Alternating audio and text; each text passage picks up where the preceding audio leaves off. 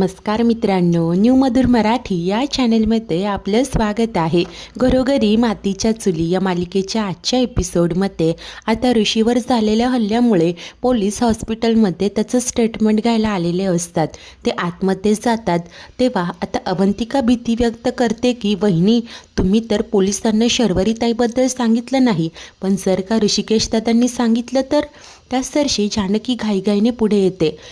तोपर्यंत इन्स्पेक्टर ऋषीकडे आलेले असतात आणि त्याला विचारत असतात की हे जे काही घडलंय ते कोणी केलंय असं तुम्हाला वाटतंय. इतक्यात मागे उभी असलेली जानकी इशाऱ्याने ऋषीला गप्प राहायला सांगते.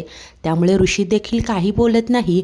तो उत्तर देतो की नाही साहेब, माझ्यावर हा हल्ला कोणी केला, का केला मला काहीच माहिती नाही. तेव्हा इन्स्पेक्टर विचारत असतात की तुमचा कुणाशी काही वादविवाद. तेव्हा तो बोलतो की वादविवाद तर होतच राहतात, परंतु त्यामुळे कोणी माझ्यावर कधी असा हल्ला करेल असं मला वाटलं नाही. तेव्हा इन्स्पेक्टर म्हणतात की पण मग मागे तुमच्या घरी जी चोरी झाली होती त्या गुंडांचा आणि या हल्ल्याचा काही संबंध आहे असं वाटतंय का?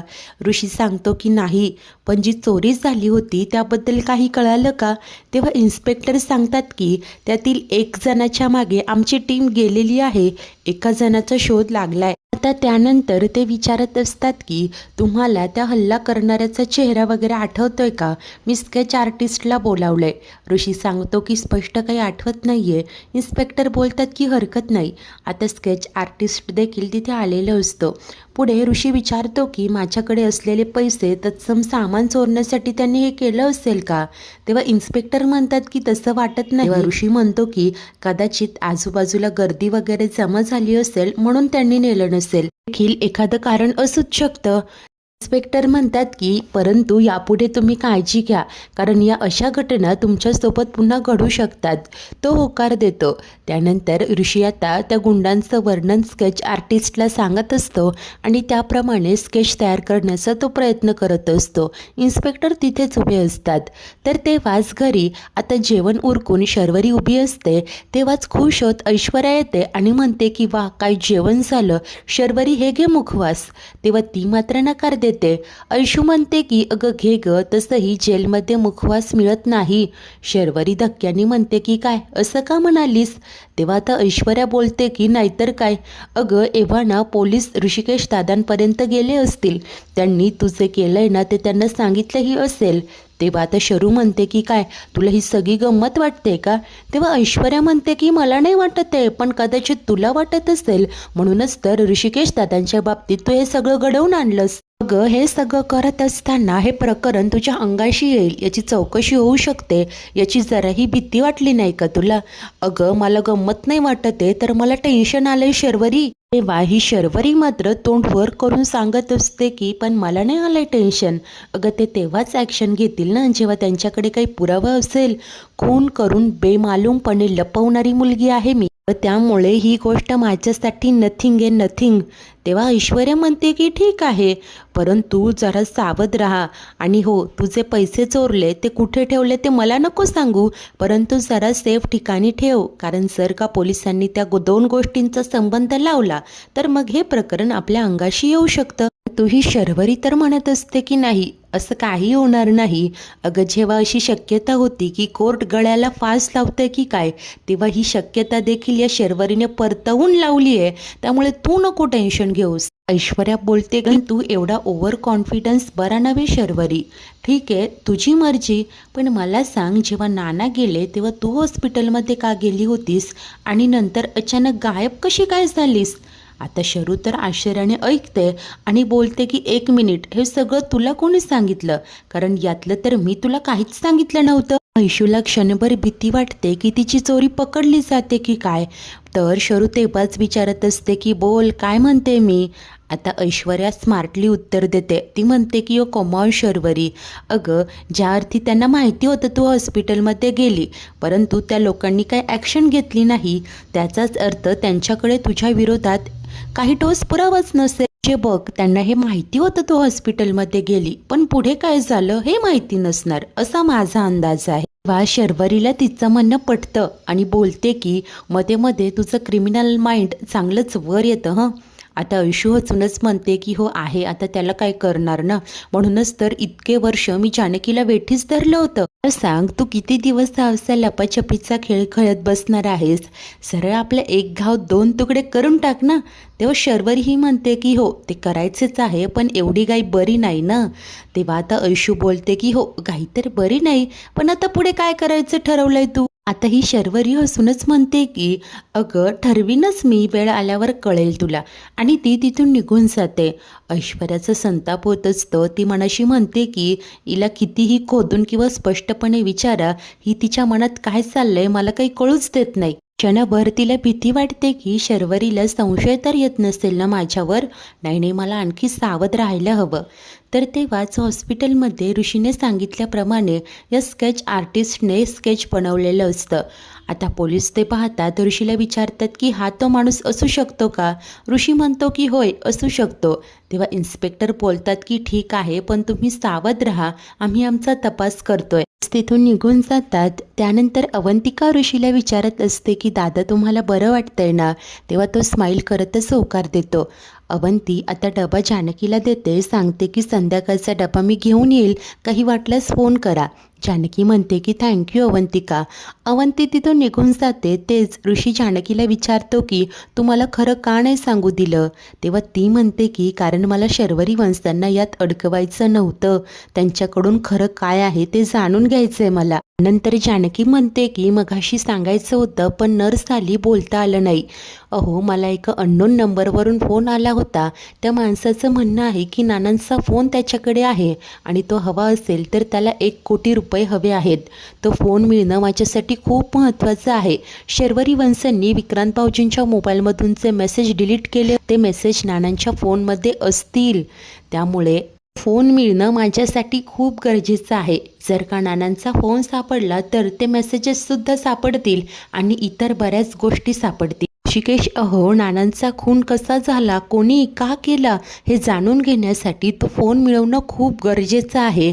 मला काही करून तो फोन मिळवायचा आहे ऋषिकेश. जानकीला तर कॅश पैसे हवे असतात. ऋषी म्हणतो की परंतु तू घरी काय सांगणार, हे पैसे आपण कुणाला देतोय? तेव्हा जानकी गोंधळातच म्हणते की तेच तर कळत नाहीये. तर ऋषी प्रश्न करतो की ज्याने फोन केला होता त्याचा काही तपास लागला का? जानकी सांगते की नाही, मी नंबर डायल केला होता, तो अनअवेलेबल येतोय. अवंतिकाची ओळख वापरून नंबर ट्रेस केला, त्या मोबाईलचं लास्ट लोकेशन मुळशीच्या बॉर्डरवर येतंय. ऋषिकेश मला असं वाटतं या प्रकरणाबद्दल, असं जानकी पुढे काही म्हणणार इतक्यात डॉक्टर आता चेकअपसाठी येतात, त्यामुळे जानकी आणि ऋषीचं बोलणं अर्धवटच राहतं. त्यानंतर आता रात्र झालेली असते. घरात सगळे झोपलेले असताना अवंतिका आणि ऐश्वर्या बाहेर बोलायला येतात. अवंतिका म्हणते की आता बहिणींना 1 कोटी रुपये जमवायचे, तेही त्या माणसाला देण्यासाठी. तेव्हा ऐश्वर्या म्हणते की पण हा नक्की कोण आहे, त्याचा शोध घ्यावा लागेल. अवंतिका म्हणत असते की परंतु त्याने इतके दिवस फोन का केला नसेल? ऐश्वर्या उत्तर देते की कारण इतके दिवस कदाचित त्या माणसाला फोनची व्हॅल्यू कळालीच नसेल, त्याच्यासाठी तो फक्त एक साधा फोन असेल. अवंतिका बोलते की म्हणजे याचा अर्थ त्या माणसाला आत्ता कळतंय की फोनमध्ये काहीतरी व्हॅल्युएबल आहे आणि म्हणून इतके पैसे मागतोय. त्यावर ऐश्वर्या म्हणत असते की मला असं वाटतंय ती व्यक्ती हॉस्पिटलमधलीच आहे. अवंतिकालाही हेच वाटत असतं. ती अंदाज लावत म्हणते की जेव्हा बहिणींनी त्या वॉर्डबॉयला सांगितलं नानांचा फोन जर मिळाला तर त्यांच्या मृत्यूचं कारण कळू शकतं, तेव्हाच बहिणींना त्या माणसाचा फोन आला. तेव्हा ऐश्वर्या म्हणते की म्हणजे त्यांचं बोलणं कोणीतरी ऐकलं. पण मला काय वाटतंय, ज्या वॉर्डबॉयने तुमची मदत केली त्याचंच तर हे काम नसेल ना? तो अवंतिका म्हणते की नाही अगं, तो खूप साधा गरीब इनोसंट होता ग. तेव्हा ऐश्वर्या म्हणते की नाही, असं कुठल्याच व्यक्तीच्या चेहऱ्यावर लिहिलेलं नसतं अमुक व्यक्ती इनोसंट आहे, अमुक व्यक्ती बदमाश आहे. त्या तू माझंच बघ ना, मला असं वागावं लागतंय काही कारणांसाठी, पण मी तशी नाहीये. म्हणजे आपण कुणाच्याच वागण्याबद्दल ठोकताळे नाही बांधू शकत. अवंतिका विचार करत म्हणते की यू हॅव अ पॉईंट, आपल्याला अलर्ट राहायला हवं. आणि दोघेही खूप विचार करत असतात. त्यानंतर दुसरा दिवस उजाडतं. जानकी फ्रेश होऊन ऋषीसाठी ब्रेकफास्ट घेऊन आलेली असते. तेव्हा तो मात्र म्हणतो की ते राहू दे, मला सांग ब्लॅकमेलरचा काही फोन वगैरे आला का? जानकी उत्तर देते की नाही, अजून तरी नाही, परंतु अवंतिकाच्या ओळखीतला एक जण आहे, तो फोन नंबर ट्रेस करतोय, बघूया काही कळतंय का. आणि इतक्यात तिला अवंतिकाचाच फोन येतो. आता जानकी कॉल रिसीव्ह करते तेव्हा अवंती म्हणते की ऐका ना बहिणी, एक लीड मिळालंय. मी ज्याला नंबर ट्रेस करायला सांगितला होता तर त्याचाच फोन आला होता आणि त्याने सांगितलंय की तो फोन आता ऑन झालाय आणि लास्ट लोकेशन मुळशीच्या आतच दाखवतंय. वहिनी, आपल्याला लवकरात लवकर तिथे पोहोचायला हवं. जानकी बोलते की बरं झालं ते तरी कळलं, येतेच मी. आणि ती फोन कट करते. ऋषीला सांगते की अवंतीचा फोन आला होता, आम्हालाच तर कळलं की तो फोन आता ऑन झालाय आणि लोकेशन मुळशीतच दाखवते, मला लवकर निघायला हवं. ऋषी देखील म्हणतो की ठीक आहे, मी देखील येतो. परंतु जानकी सांगते की अहो, तुम्ही कुठे येताय, तुम्हाला अजून डॉक्टरांनी डिस्चार्ज दिलेला नाहीये. डॉक्टरांनी काय सांगितलंय, जखम अजून भरली नाहीये, जोपर्यंत पूर्ण बरी होत नाही तोपर्यंत डिस्चार्ज मिळणार नाही. तेव्हा ऋषी म्हणतो की अगं पण तुम्ही दोघीच तिथे काय करणार, जर का काही कमी जास्त झालं तर. तू जानकी समजावत असते की आम्ही काळजी घेऊ, पण तुम्ही नका ना टेन्शन घेऊ, जर का या अवस्थेत तुम्हाला काही कमी जास्त झालं तर. ऋषीचं हेच म्हणणं असतं की तुमच्या दोघींचं तिथे जाणं रिस्की आहे. तेव्हा जानकी सांगते की मला या सिच्युएशनमध्ये तुम्ही माझ्यासोबत हवे आहात, परंतु तुमची तब्येत नाजूक आहे. परंतु तरीही ऋषी ऐकायलाच तयार नसतो. मी येतोय असं तो म्हणतो. तेव्हा जानकी म्हणते की हे बघा, प्लीज हट्टीपणा करू नका, माझी शपथ आहे तुम्हाला, आणि त्या माणसाला आत्ता शोधणं खूप गरजेचं आहे, मला जाऊ द्या. संधी आहे, मला ही संधी नाही घालवायची आहे. तो माणूस जर का मुळशीतच आहे, मला तिथे जायला हवं, आणि तसंच काही वाटलं तर मी तुम्हाला फोन करेल ना. तेव्हा तो म्हणतो की नक्की ना, हे बघ तुम्ही दोघीही अलर्ट राहा, सावध राहा. जानकी काळजी घ्या, हा नाश्ता खाऊन घ्या, असं बोलून तिथून निघून जाते. तेव्हाच घरी असलेली ऐश्वर्या विचारत करत असते की काही झालं तरी या शर्वरीला पुढच्या पुराव्याबद्दल कळता कामा नये, नाहीतर ती तो देखील नष्ट करेल. पण ही गेली कुठे असेल हाच विचार ती करत असते. तेव्हाच राहुल तिच्याकडे येतो आणि शर्वरीबद्दल विचारतो.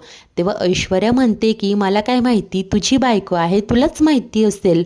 तेव्हा राहुल म्हणतो की ठीक आहे, पण मग हे तू नीट सांगू शकतेस ना, इतका ॲटिट्यूड दाखवण्याची काय गरज आहे. ऐश्वर्या म्हणते की हे बघ, मी तुझ्याशी कसं वागायचं, किती ॲटिट्यूड दाखवायचं हे तू नको सांगू, मी तुझ्याशी नीटच बोलले, कळलं. तेव्हा राहुल वैतागत म्हणतो की मला ना तुझ्याशी वादच घालायचा नाही, या शर्वरीचं वागणं देखील मला काही कळत नाहीये. मला म्हणाली की गरज आहे आणि तीच इथे नाहीये. तेव्हा ऐशू म्हणते की मग तिला फोन करून विचार ना. हा राहुल पुटपुटतो की फोनवर परत तिची कटकट ऐका. आता ऐश्वर्या कुतूहलाने विचारत असते की ती तुला फोनवर काय म्हणाली. तेव्हा राहुल तिला सांगतो की ती मला म्हणाली की नानांचा फोन जानकीला मिळता कामा नये.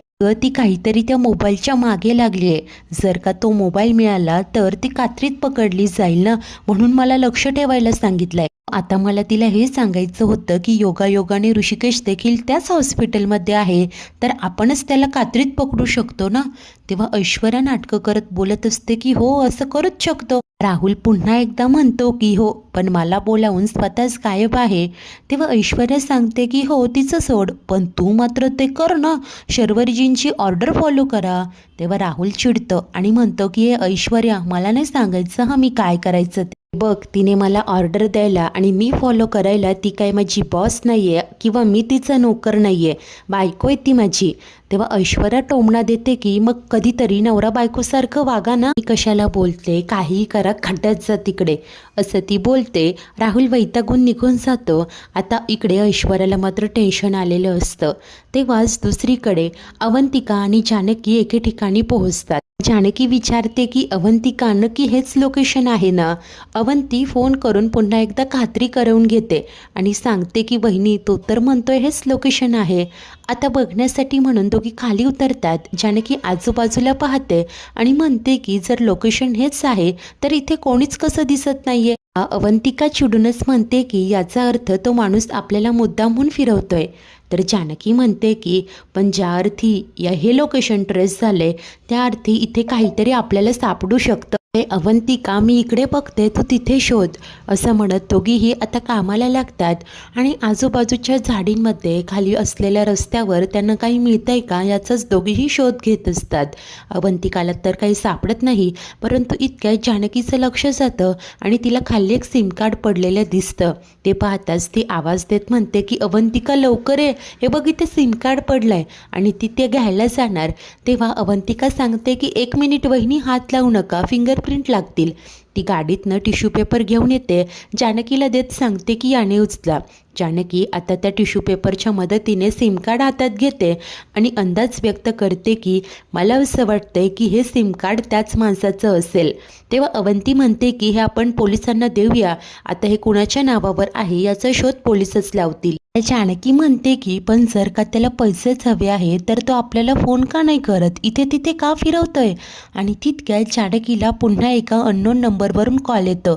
ती लगेच म्हणते की अवंतिका हे काम कर ना, तुझ्या त्या माणसाला सांग ना हा नंबर ट्रेस करायला. आता जानकीने अजून फोन रिसीव केलेला नसतो तोपर्यंत अवंतिका तिच्या त्या माणसाला कॉल करते आणि सांगते की ज्या नंबरला मी तुला ट्रेस करायला सांगितलं होतं बहुतेक त्याच माणसाचा दुसऱ्या नंबरवरून कॉल येतोय. तेव्हाच जानकी म्हणते की नंबर सांग. आता अवंतिका त्याला तो नंबर देते आणि हा ट्रेस करायला सांगते. नंतर म्हणते की ओके. आणि ती जानकीला म्हणते की बहिणी कमीत कमी तुम्हाला त्या माणसाशी 3 मिनटं बोलायचं आहे, म्हणजे त्याचं लोकेशन ट्रेस करता येईल.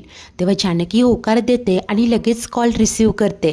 रागानेच विचारते की कोण आहे. हा समोरचा व्यक्ती म्हणतो की तोच ज्याला भेटायला तुम्ही इतक्या लांब बोलावलं. बाय द वे मी तुमच्याकडे 1 कोटी रुपये मागितले होते. झालं. अगं तुम्ही तर अगदी स्मार्ट बनलात ना. आता जर का तुम्हाला तो मोबाईल हवा असेल पुढच्या 2 तासात 1 करोड घेऊन या आणि देवळामागे ठेवून निघून जा. तर तुम्ही पुढे गेलात तर तुम्हाला नानांचा फोन सापडेल.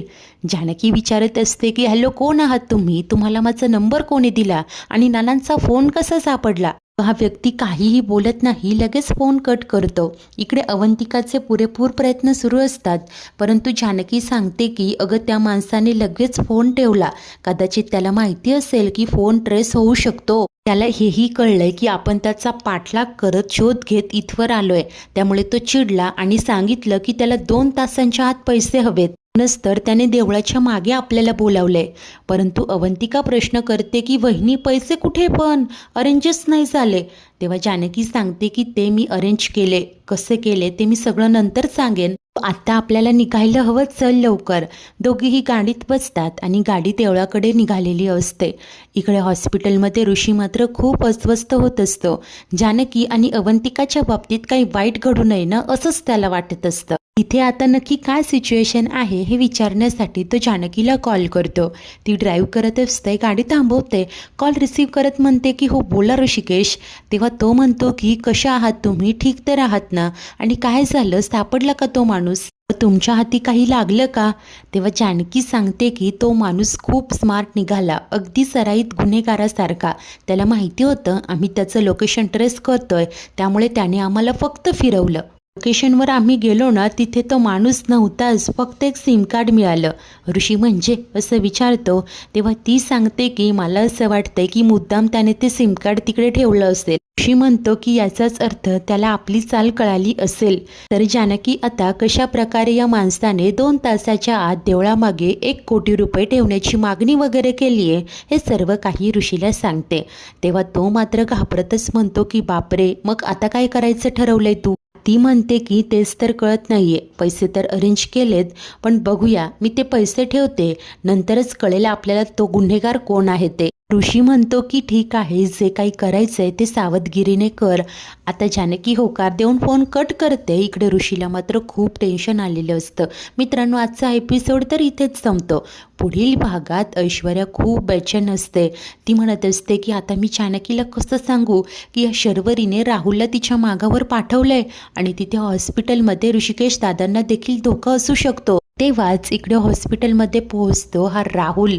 आता तिथे जानकी नसल्याचं तो पाहतो आणि म्हणतो की नक्कीच ती तर त्या फोनचा पुरावा शोधायला गेली. परंतु काही झालं तरी तो फोन मी तिच्या हाती लागू देणार नाही.